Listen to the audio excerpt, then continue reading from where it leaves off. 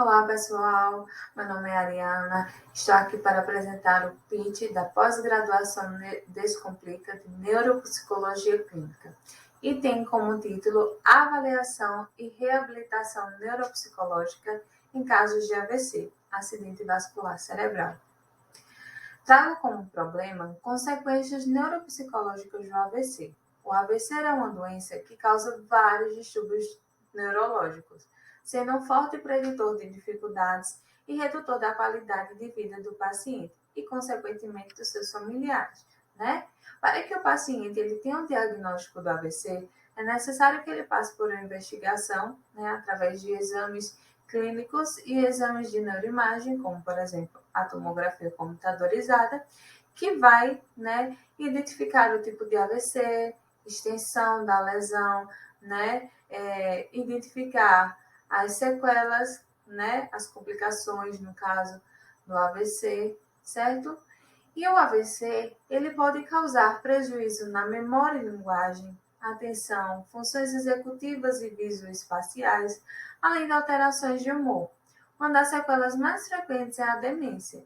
Dados mostram que a prevalência de demência após o AVC é de 4 a 12 vezes maior comparado a uma amostra de idade semelhante e em uma população sem doenças cerebrovasculares. O público-alvo são indivíduos que tiveram AVC e os seus familiares. E aí, o que fazer para ajudar pacientes com sequelas neurológicas pós-AVC? Visto que o AVC causa diversas afetações neurológicas a nível físico e cognitivo, é importante que o indivíduo procure um tratamento multidisciplinar para lidar com as sequelas da doença, caso houver. Se faz necessário que o paciente passe por uma avaliação neuropsicológica para identificar quais funções nervosas superiores foram afetadas e iniciar o tratamento de reabilitação. Reabilitação neuropsicológica após o AVC. Ela inicia-se, né, no processo da avaliação neuropsicológica com uso de testes e escalas para identificar quais funções foram rebaixadas. E a avaliação neuropsicológica, né, ela conta com técnicas que podem atuar em diferentes níveis. Algumas trabalham, né, a estrutura do corpo como treino cognitivo, restauração da função, né? Nesse caso, ele vai fazer o retreino dessa função, né? Como, por exemplo, o paciente ele teve um rebaixamento na memória. Então, eu posso auxiliar o paciente, né? No sentido de, o paciente esqueceu o nome do objeto e esse objeto é uma garrafa. Então, ele sabe o que é, mas ele não consegue lembrar esse nome. Então, a gente pode fazer uma técnica de repetição, né? Para auxiliar o paciente na questão da memória. Então, a gente pode ficar repetindo, né? Fazer um treino de repetição, ficar repetindo o nome do objeto para que o paciente, né, consiga memorizar, tá? E assim, né, ir reabilitando essa função que foi rebaixada.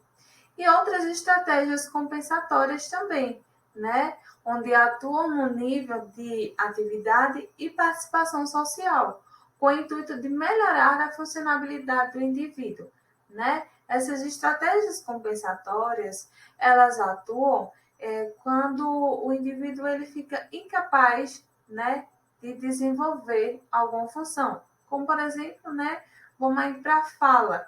Mas nesse caso, o indivíduo ele não consegue falar mais. Então, a gente utiliza, né, das funções que foram preservadas, por isso que se chama estratégias compensatórias. A gente usa das funções que foram preservadas, como, por exemplo, a escrita foi preservada. Então, a gente faz a reabilitação no sentido do paciente escrever, né, para se comunicar ao invés de falar. E assim tem a participação social e melhora a funcionalidade do indivíduo, certo?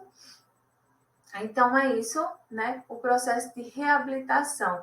E isso acontece, né, com toda a equipe multidisciplinar, tá? Reabilitando, né, as funções que foram rebaixadas. É isso, obrigada.